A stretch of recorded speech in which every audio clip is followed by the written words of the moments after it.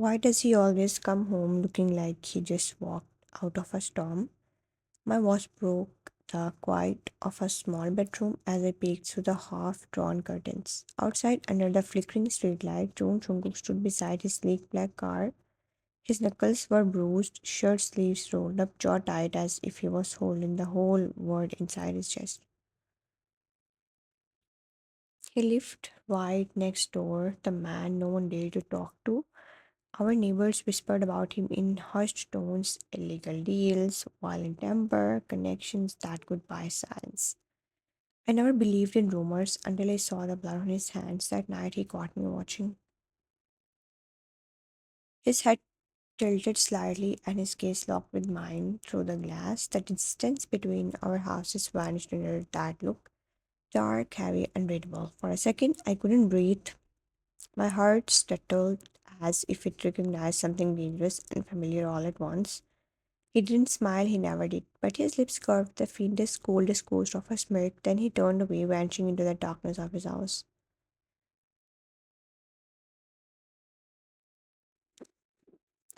The next morning, my life returned to its usual routine college, assignments, coffee that never tasted right. Still, I couldn't stop thinking about him. He was 12 years older, always dressed in black, always alone. His presence felt like winter, silent, sharp, and distant. Yet somehow, every time I saw him, it felt like a warning I couldn't ignore. You are doing it again, my best friend whispered as we sat under a tree in the campus courtyard. Doing what? Spacing out, don't tell me you're thinking about your neighbor again. I'm not.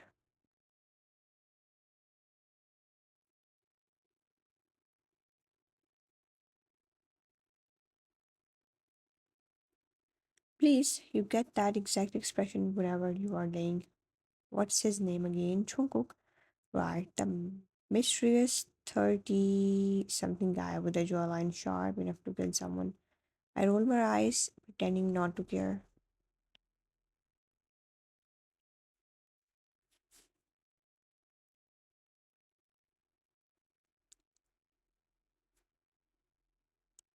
But deep down, I did. That night, the storm came, thunder rolled across the sky, rattling my windows. I was studying by candlelight when I heard it a car screeching, then something abruptly in front of Chubuk's house. Curious or maybe stupid, I peeked outside again. Three men stood at his gate, shouting their voices sharp and angry.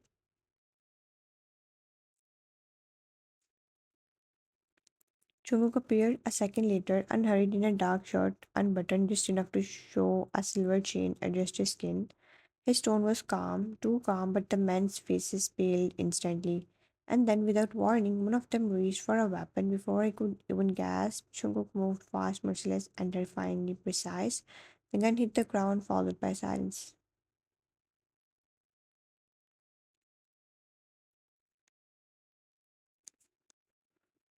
He didn't shoot, he didn't need to. One glare from him made all three retreat into their car and speed off into the rain. I stood frozen by the window, heart racing. He turned, then slow, deliberate, eyes meeting mine again through the glass, even in the dark.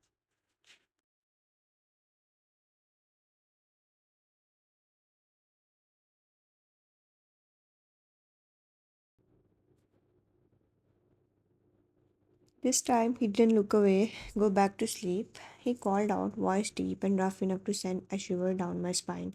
You shouldn't be watching things you don't understand. And just like that, he disappeared again, leaving my world shaking and my thoughts tangled between fear and fascination. He never looked at anyone twice, yet that night his gaze lingered like he was memorizing a secret he didn't want to forget. Why? Don't open the door. His voice was shaky, desperate, but it was too late. The men had already stepped inside, tall, dressed in black, with eyes that didn't know mercy. I froze in the corner of our living room as one of them tossed a file onto the table.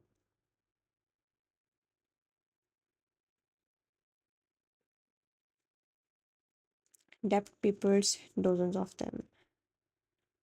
The deadline is over. The boss gave you time more than enough. My father's voice trembled as he tried to explain, words breaking apart like glass. Please, I just need a few more days.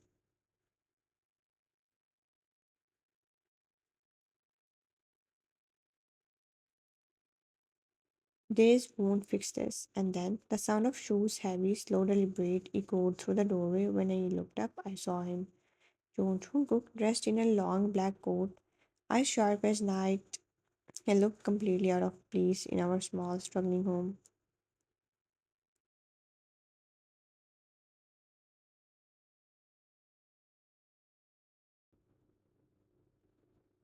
You, my voice cracked. Why are you here? He didn't answer right away. He just scanned the room. His gaze finally landed on me before shifting to my father. You owe me, mister, and you know what happens to people who don't pay. Please, Jungkook, I'll find a way. Don't hurt my daughter.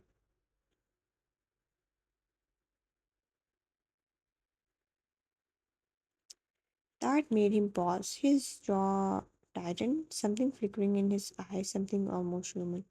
I don't hurt what I intend to protect. Silence filled the room. My heart pounded so loud I could hear it echo in my ears. Protect from what? He looked at me then, and for his first time, I understood the kind of danger he carried in his soul. From a word that would eat your life, your father stepped isn't the problem you are. I frowned confused. What do you mean? He stepped closer, his column dark and intoxicating. It means the people who want him dead will come for you too. And I don't let what's mine get touched.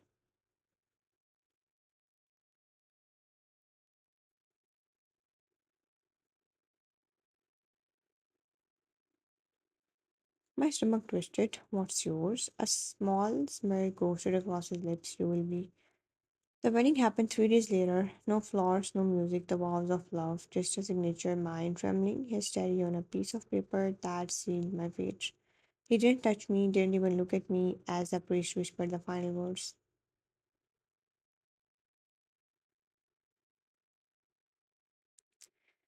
But when he turned to leave, his voice was low, final, dangerous. You will stay in my house from now on. Don't try to run. You won't get far. And just like that, the man next door became my husband. He didn't marry me for love, he married me to own me. The mansion felt less like a home and more like a beautifully decorated cage. The corridor stretched endlessly, cold and silent, except for the sound of men in suits going as Jungkook passed.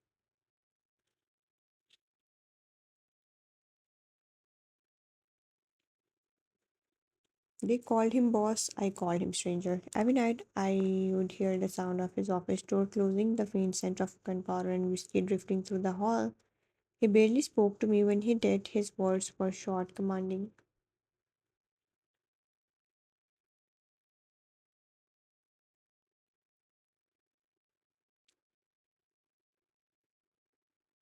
Ate something? I'm not hungry. I wasn't asking. He had walked away before I could answer, leaving me furious, helpless, confused.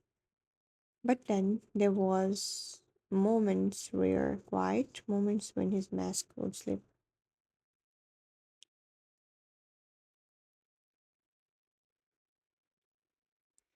Once I woke up from my nightmare and found him standing outside my door, still wearing his suit, eyes shadowed with exhaustion. Were you checking on me? He screamed too loud. You could have ignored it. I tried.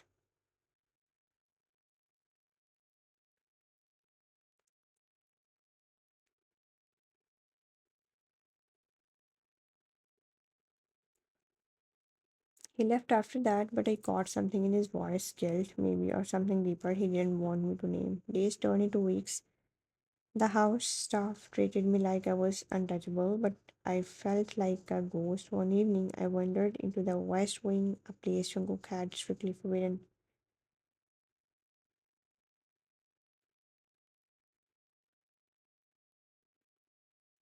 The room smelled like smoke and old cigarettes. On the way hung photographs, black and white images of him, younger, bloodstained, and surrounded by men who looked like soldiers. My fingers trembled as I touched one frame. What are you hiding, Jungkook? His voice came from behind me, calm but sharp as a blade.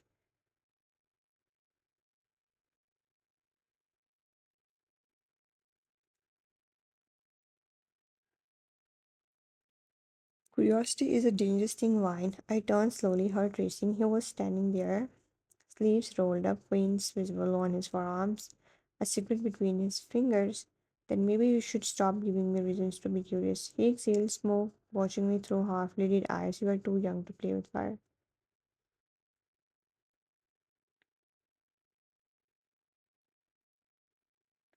And you are too old to think you can control me. For the first time, he smiled dark and slow.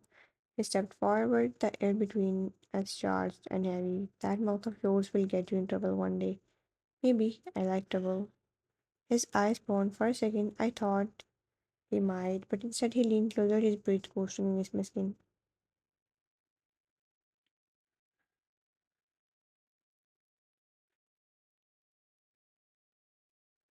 Be careful, you might just find out what kind of trouble I really am. And just like that, he left me standing there, heart pounding, breath trembling, realizing that maybe the cage I hated wasn't just his mansion, it was him. The mansion had grown quieter over the weeks, but the silence felt heavy, like the air itself carried secrets. Jungkook had been distant even more than usual. He would disappear for nights, come back with bruises, and shut himself inside his study. But sometimes, in the stillness of 3 a.m., I'd hear it, the sound that changed everything. Not gunfire, not shouting, but him. Breathing hard, trembling, whispering words that didn't belong to a man like him.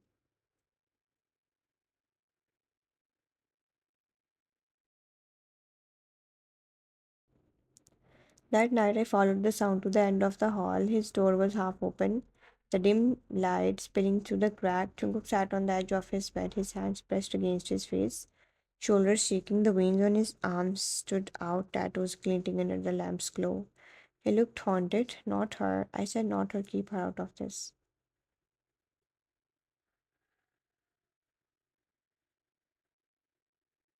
My breath hitched. He wasn't alone. His phone was on speaker. A man's distorted voice answered coldly. She's your weakness, Jungkook. Everyone knows it.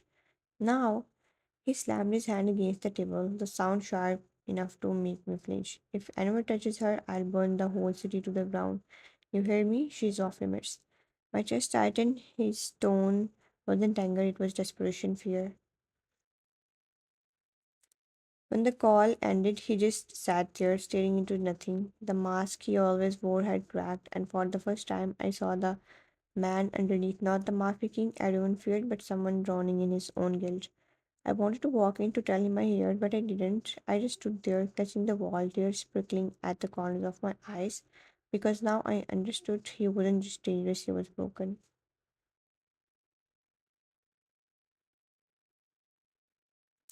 And somehow that broke me too. The next morning, I went to campus for the first time since the wedding. I thought a few hours away from that suffocating mansion might clear my head, but peace never lasts long when your husband runs the city from the shadows. As I stood by the library steps, a classmate, Leo, approached with a smile. Hey, Wine, right? Haven't seen you in ages. Married life treating you good? I gave a polite laugh, something like that. He handed me a book I had left behind months ago. You used to read this all the time. Guess you have got other things to focus on now. I smiled faintly. Yeah, life is different. But then a familiar scent, cedarwood and smoke brushed the air behind me. My heart froze. He stood a few feet away, dressed in black as always, watching with that unreadable expression, calm on the surface, dangerous underneath. The crowd seemed to thin around him. People moving out of his path without even realizing why. He didn't need to speak. His presence was enough to command fear. Get in the car. His tone was soft, but the edge in it made every hair on my skin rise.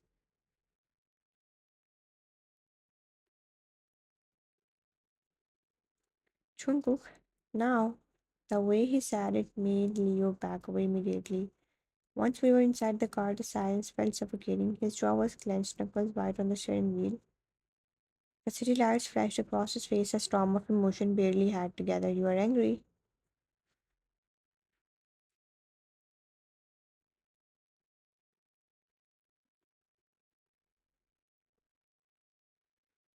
Angry, he let out a dark chuckle. You think that's what this is? He turned suddenly, his eyes burning into mine. Do you have any idea what it does to me seeing someone that was mine? You don't own me. He leaned closer, voice dropping to a dangerous whisper. Then tell me why your heart is racing right now. My breath caught. You are insane. Maybe he sat his hand brushing a stray hair from my face that touched too gentle, or the fur in his eyes. But don't make me show you how cruel I can be when it comes to you. For a long second, no one speaks. The tension between us thickened. Fear, desire, and confusion all tangled into something I couldn't name.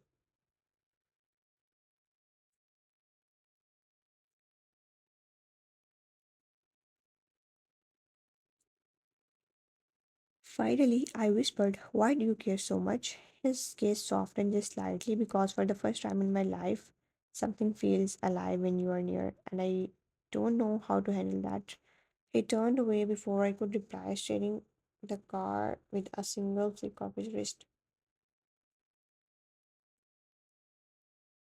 Outside, the rain began to fall quite relentless, just like the war inside his chest, and I sat beside him, torn between wanting to escape and wanting to understand the man who had changed my heart without even asking for it. It started with a door that wasn't supposed to open. One night while the mansion slept, I followed the sound of voices echoing from the underground, the hall. Jungkook's study door was unlocked for the first time ever. My curiosity outweighed my fear. I stepped inside. The room looked different in the dark, colder, sharper, papers scattered on the desk, maps marked with red pins, stack of cash, guns lying neatly in a glass cabinet, but it wasn't until I saw the photo on the wall that everything shattered.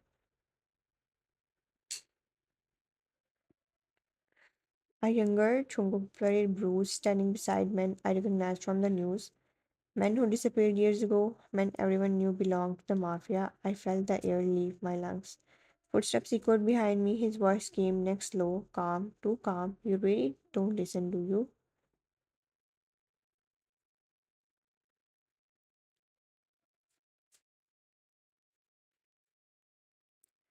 I turned, eyes wide. You're the one they whisper about, the one they call the Ghost King." He didn't deny it, just stared at me. His expression irritable. "Now you know. You lied to me." He took a step closer, his tone quiet but heavy. "I never lied. You just never asked."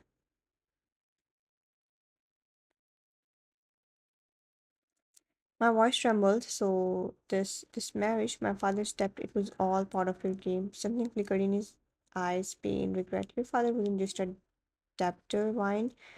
He was the man who pulled me out of hell." I blinked. "What?" He exhaled, sitting on the edge of the desk, voice slow and rough.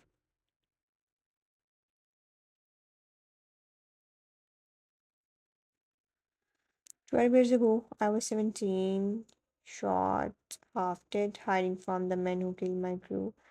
My father found me bleeding behind his old shop. He patched me up, gave me food, and never asked who I was. I owed him everything.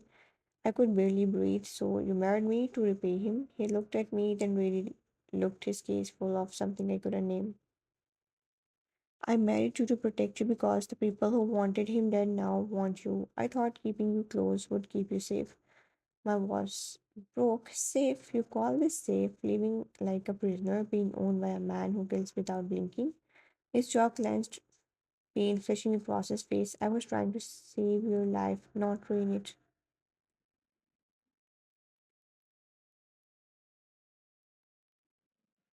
I shook my head, tears spinning down my cheeks. "Then why does it feel like both?" For the first time, he didn't have an answer. The rain was pouring outside, thunder echoing through the mansion's wall. I found him standing by the window, cigarette burning low between his fingers. The room smelled like smoke and storm.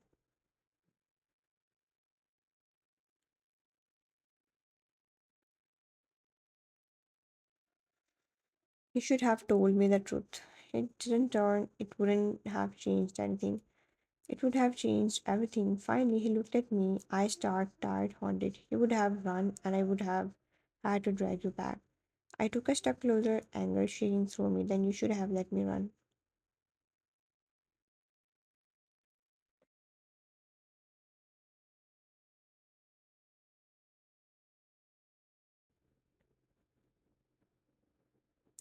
He turned then, the flicker of a cigarette dying between his fingers. "You think I didn't want to? You think I liked watching you hate me every day?" His voice cracked, rough with emotion I had never heard before. "You were light wine, everything I wasn't, and I knew if I touched you, I would destroy you. But when I saw you again after all these years, I couldn't walk away." Tears blurred my vision. You don't get to say that after everything you have done. He stepped forward, every word trembling between rage and sorrow. I tried to keep you away from the fire wine. He reached for me, his voice breaking completely, but somehow you became the only thing I would burn for.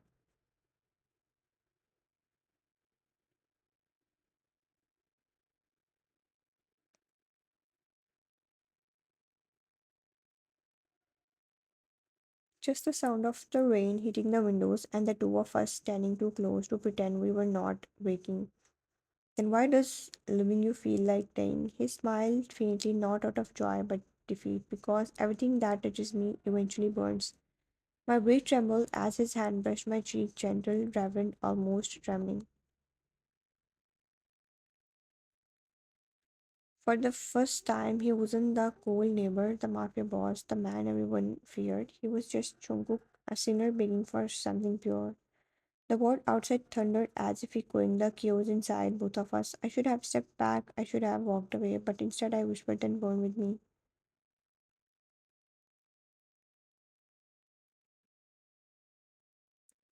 And in that moment, pain, fury, and desire collided, the calm before the storm that would change everything. You lied to me about everything. Her voice trembles, not with fear, but heartbreak. The mansion is silent except for the rain striking against the tall windows. Jungkook stands there drenched from the storm, eyes hollow but burning with something raw.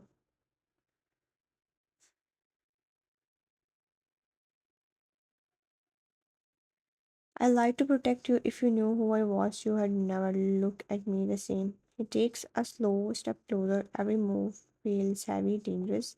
His shirt clings to his skin, revealing the scars, physical reminder of the empire he built with blood and betrayal. You should have let me hate you.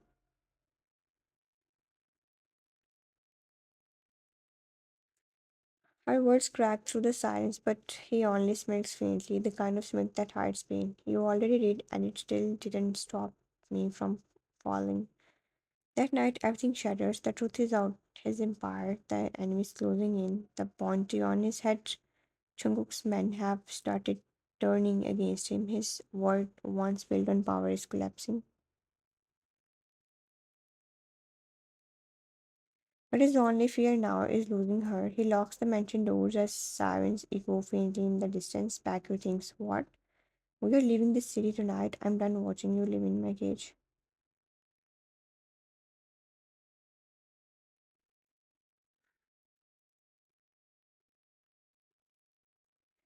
She hesitates, torn between love and sanity, but when she meets his eyes dark, desperate, and full of guilt, she knows it's already too late to turn back. They flee through the chaos, cars exploding behind them, gunshots slicing the air. Jungkook's hand grips hers like it's the last thing anchoring him to life. His men are gone, his kingdom burning to ashes.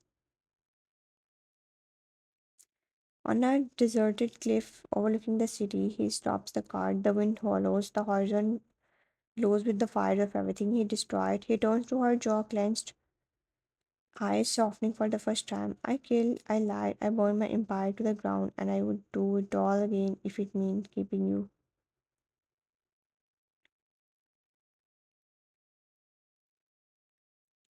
Tears sting her eyes as she whispers, you ruined everything for me. He steps closer, his voice dropping to a dangerous whisper. No, I ruined everything for you.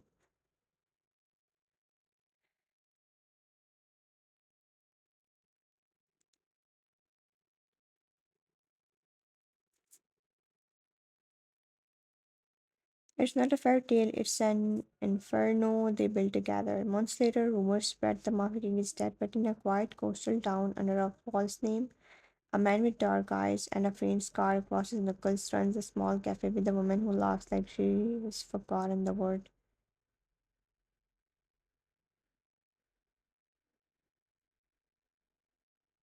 Sometimes, when the wind hits right, she still hears him whisper against her skin, I told you, wine I would burn for you.